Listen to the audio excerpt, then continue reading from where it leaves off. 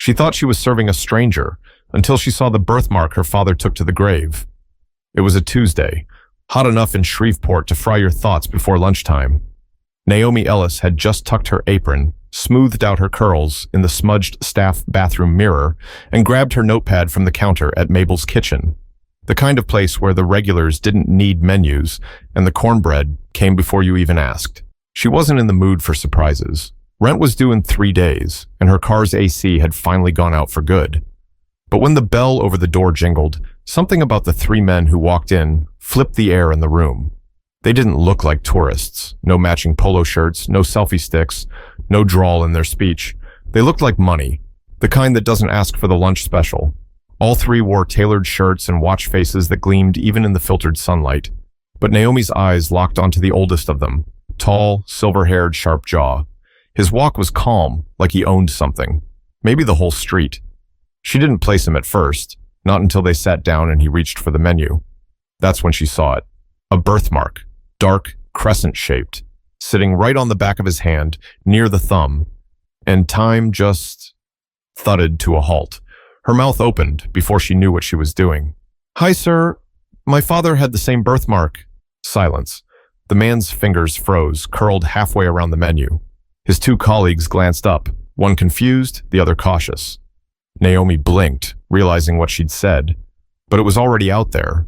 The man, William Ashford, looked up slowly, not offended, not surprised, just focused, like someone trying to remember a song they haven't heard in 30 years. She stood still, clutching her tray against her chest, heart in her throat. No one at table 5 had touched their catfish. He said nothing, just stared at her. And then, finally, his voice, low, deliberate. "What did you say?" Naomi forced a breath. "My father, he had that same mark on his hand." The younger guy, shorter, hair slicked back too tight, leaned toward William, whispering something under his breath. William didn't even blink. His gaze stayed on Naomi like she'd just spoken a language he hadn't heard in decades. And then came the tension, real and heavy. She could feel eyes shifting in the room. A few folks trying not to look, but looking anyway.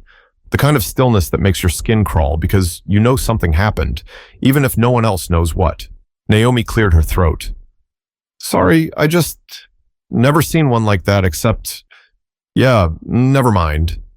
She turned to walk away, but he stopped her. "What was your father's name?" She turned slowly.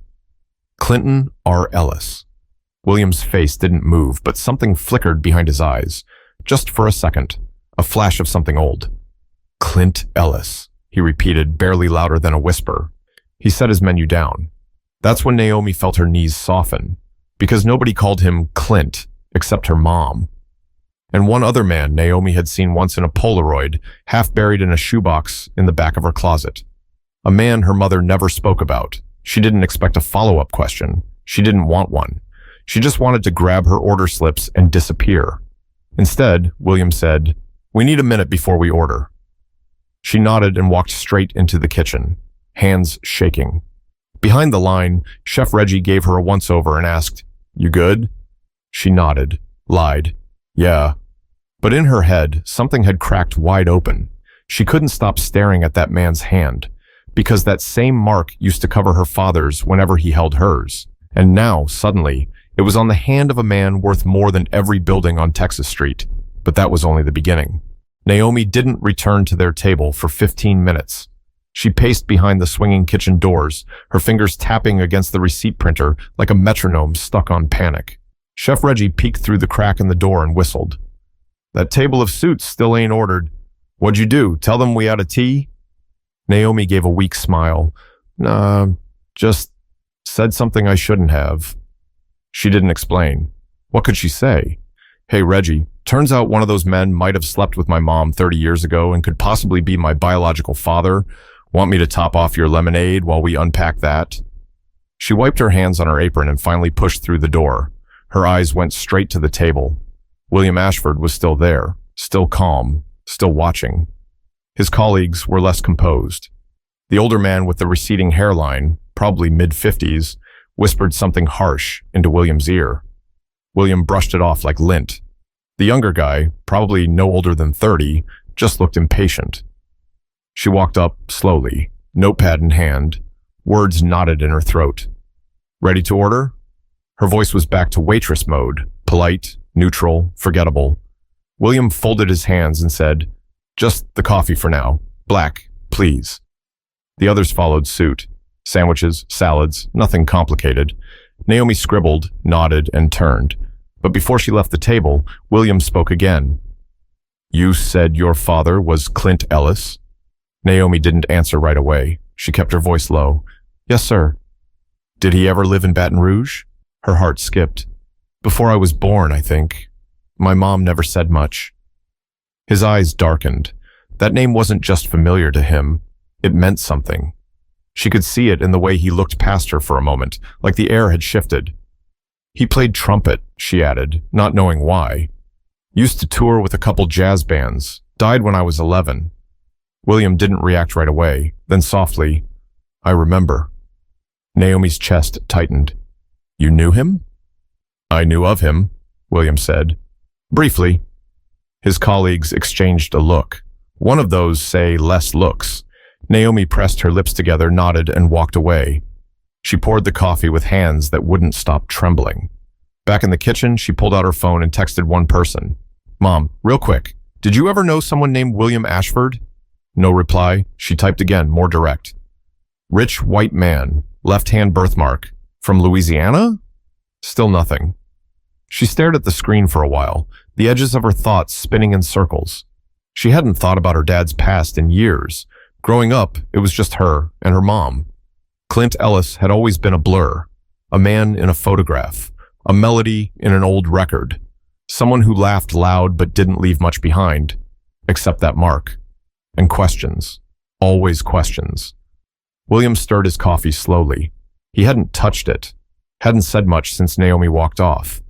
The man to his left, CFO maybe, finally leaned in. "Bill, do you want me to look into her? Quietly?" William shook his head once. "No, not yet." The younger man spoke next. "She's probably just looking for money." William turned to him. "You think I don't know what people are after by now?"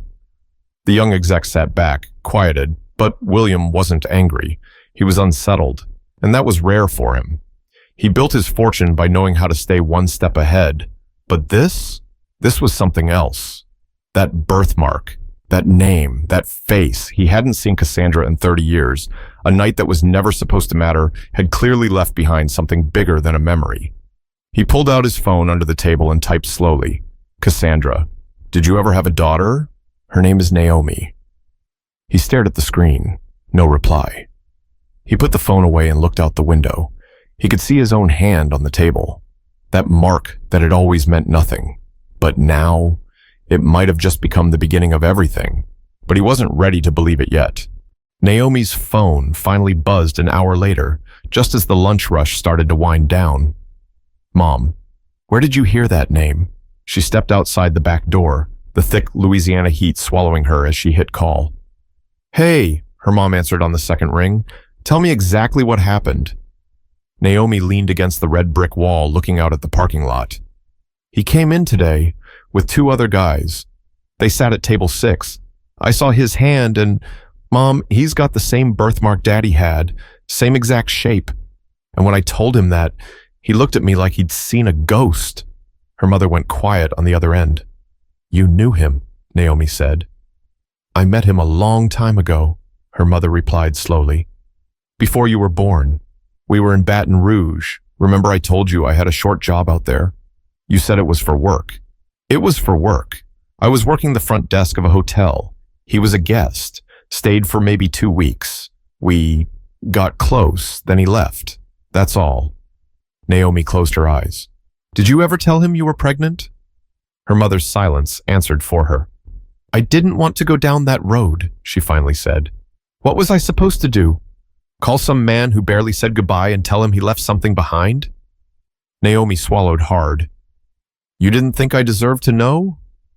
"I didn't think he would care." Naomi looked at the sky.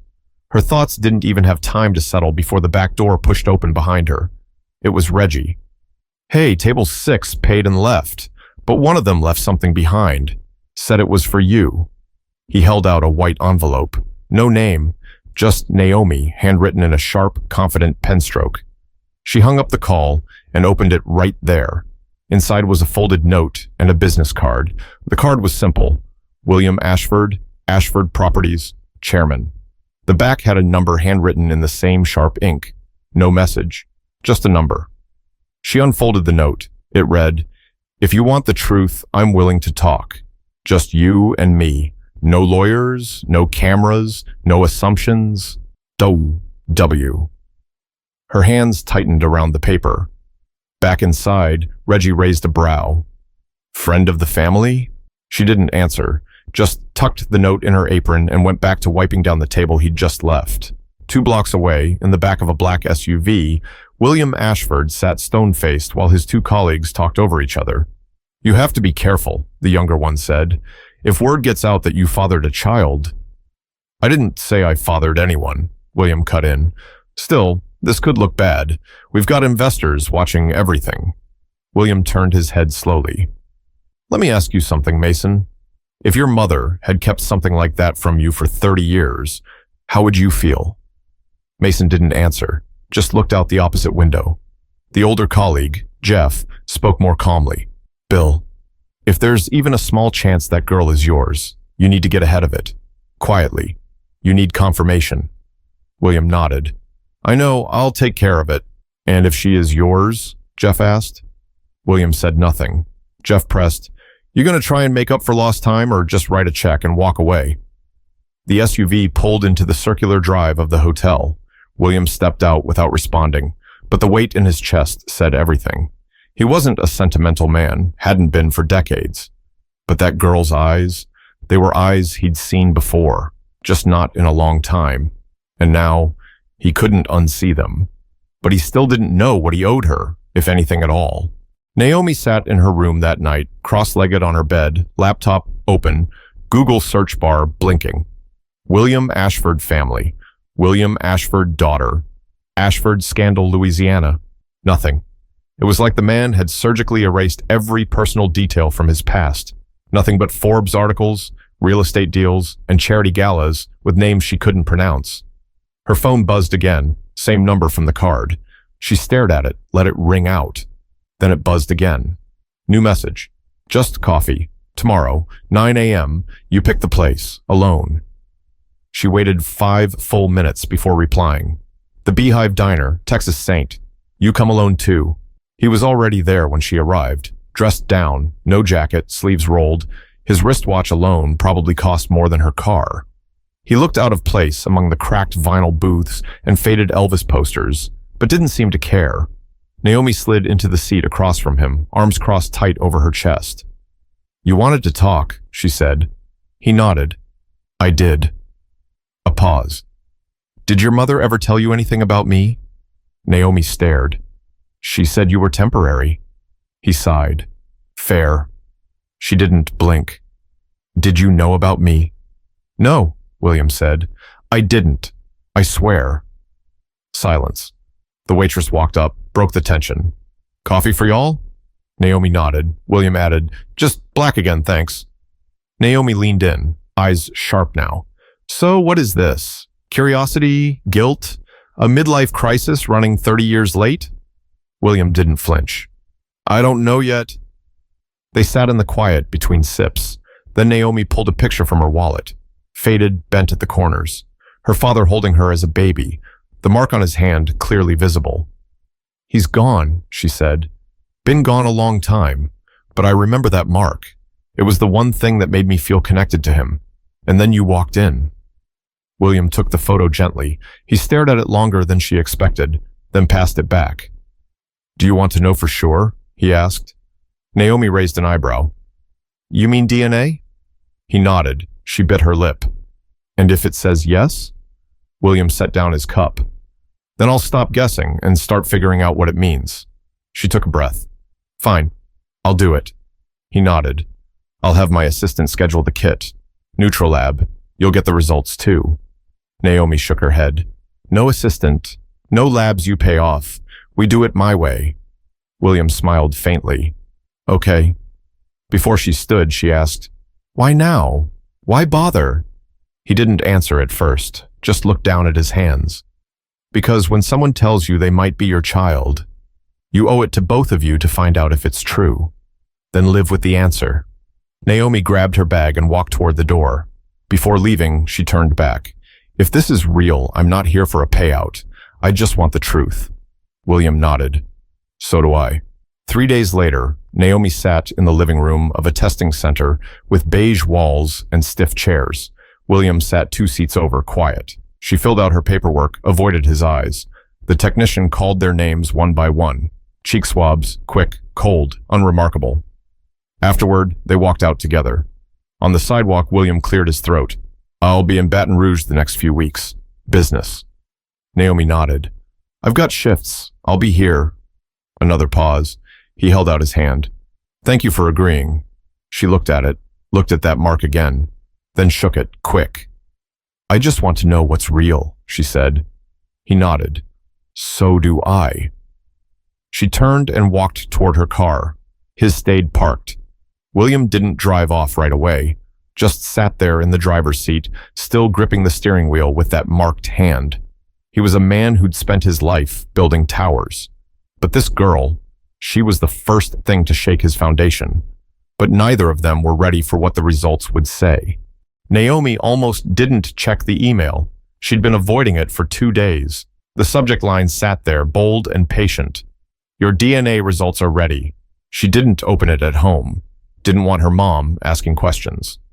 She drove to a quiet gas station on the edge of Bossier City, parked under a flickering street lamp, and stared at the screen. She clicked. Then she saw it. 99.98%.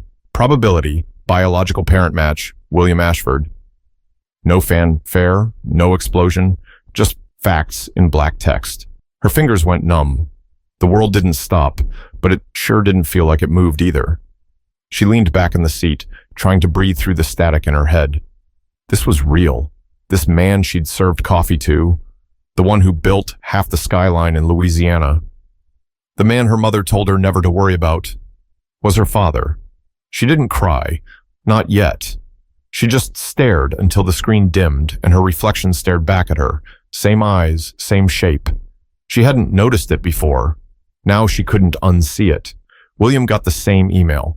He read it in his hotel suite, standing in front of a wall of glass that overlooked the Mississippi River. He didn't say a word, just pressed a finger gently against the birthmark on his hand. Then he opened his safe, pulled out a thin leather folder, and sat down at the table. Inside were old documents, contracts, one photograph, Cassandra.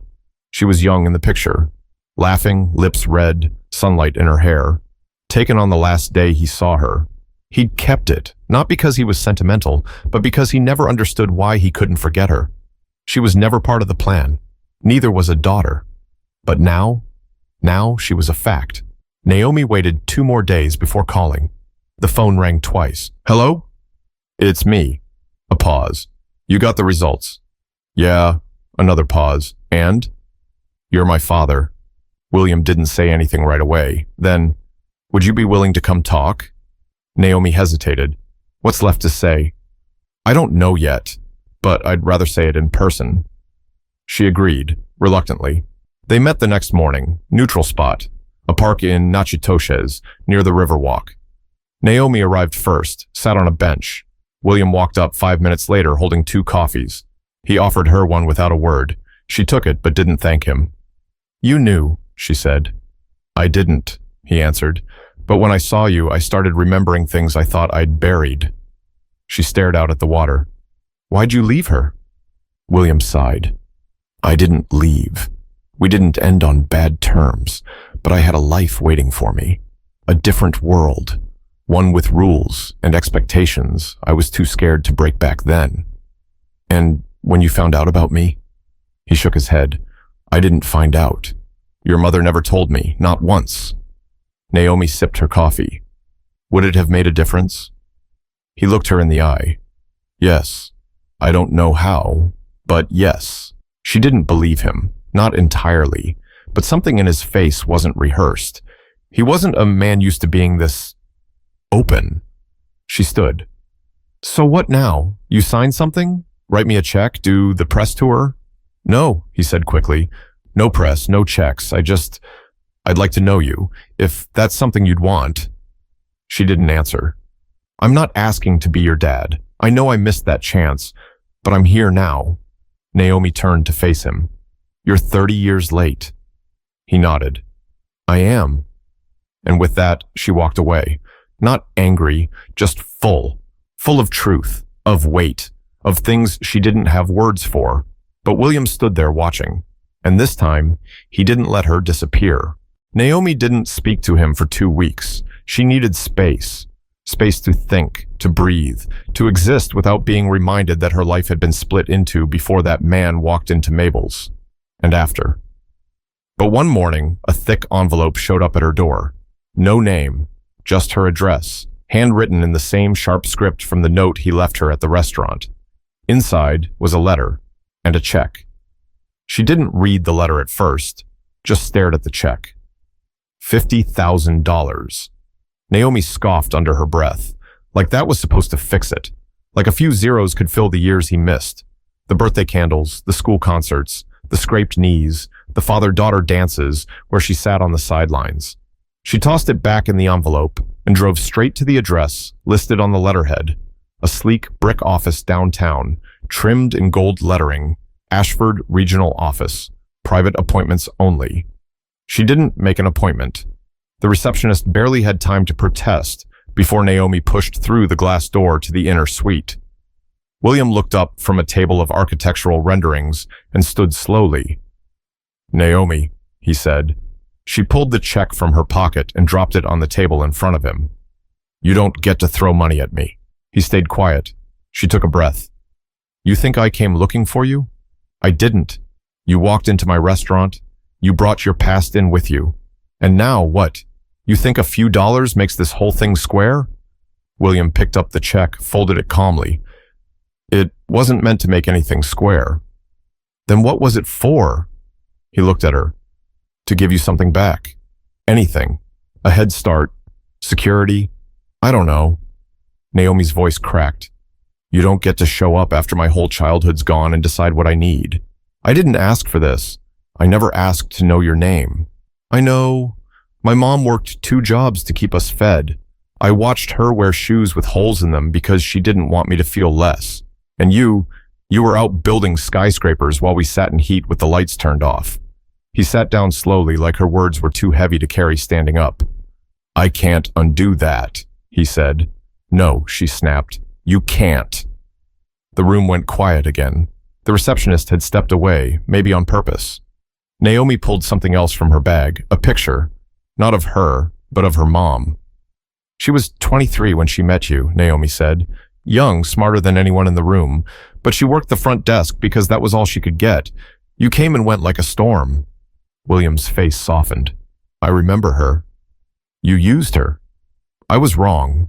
Naomi crossed her arms. So what now? You buy your way back in? He shook his head. I don't want to buy anything. I just want you to know I'm here.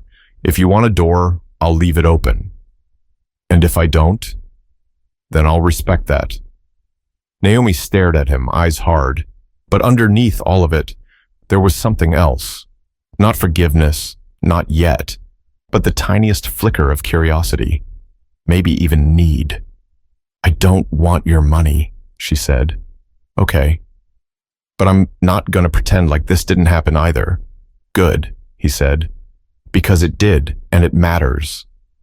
She turned to leave, but stopped at the door. If you're serious about being here, you're gonna have to show up. I don't need a check. I need to know who you are. William nodded. Then that's what I'll give you. Naomi didn't say goodbye, just walked out, leaving the air heavy behind her. And this time, he didn't try to fix it with money. He just sat there, holding a picture of the woman he walked away from, and thinking about the daughter he almost never knew. But she was right. You can't buy family. You have to earn it. It was a Wednesday when Naomi got the invitation, hand-delivered to Mabel's kitchen. No assistant, no courier. Just a folded cream-colored envelope dropped off by a driver who wouldn't give his name. Inside, dedication ceremony. Ashford Community Center, Shreveport. Guest of honor, Naomi Ellis. She almost threw it out. But something about seeing her name printed like that, formal, bold, without apology, stopped her. She hadn't agreed to be anyone's guest of honor, hadn't spoken to William since she returned that check and that piece of her anger. But maybe that was the point. Maybe this wasn't about what was said. Maybe it was about what was shown. The building wasn't new, but it looked like it had been pulled out of the future and dropped on a corner where kids used to ride rusted bikes past cracked sidewalks. Now the walls were bright, the windows open. Inside, classrooms, a rec center, free computer labs, and a childcare wing already buzzing with laughter. Naomi stood outside for a while before going in. Part of her wanted to leave. The other part wanted to see what he'd done and why. William spotted her the moment she entered. He stepped away from a conversation with the mayor, walked across the floor, and stood in front of her without fanfare. "You came," he said. "I did." He handed her a program. Her name was printed second line from the top. She frowned. "I didn't agree to this. I didn't ask you to speak. I just wanted you here. This place, it's for you." She opened her mouth to protest, but then he added, "Not just for you, for kids like you and your mom, and the ones who grow up thinking they're invisible." Naomi's fingers tightened around the paper. He continued, "I've built towers that no one remembers. I wanted to build something that mattered." Naomi said nothing, but she followed him to the stage. He took the mic, said a few words, shorter than people expected.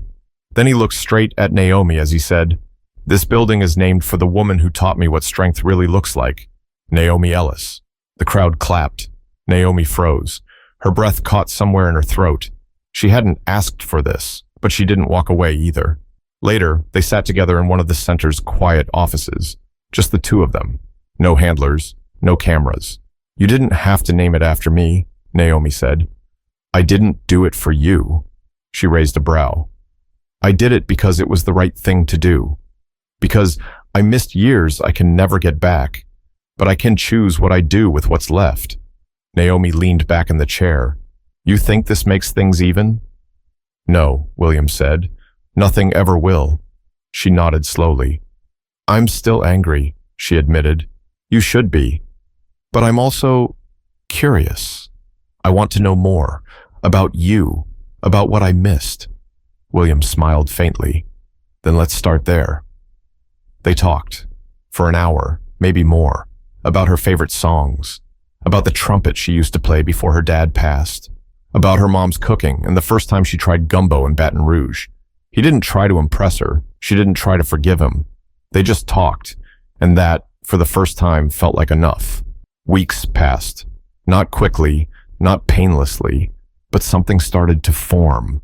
A routine, a text here, a phone call there, an invitation to lunch that wasn't about business, a birthday card that came early and wasn't signed by an assistant. It wasn't perfect, but it was real. Naomi didn't tell many people. Some things you keep for yourself, sacred, quiet. But one night, as she cleaned up after closing time at Mabel's, Reggie leaned against the doorframe. "You talking to your rich daddy again?" he teased. Naomi gave him a look. "Yeah," she said. "I am." He nodded. "Good. Sounds like he's trying." "He is. Just don't let him forget who you are." She smiled. "He won't."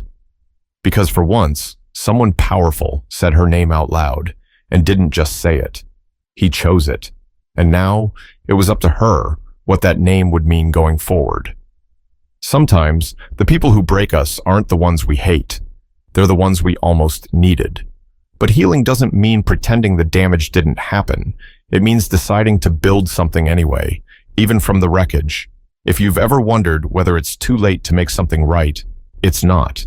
But you've got to show up. You've got to try. And most of all, you've got to mean it. If this story made you feel something, share it with someone who needs a reminder. The truth may hurt, but sometimes it's the first brick in something better.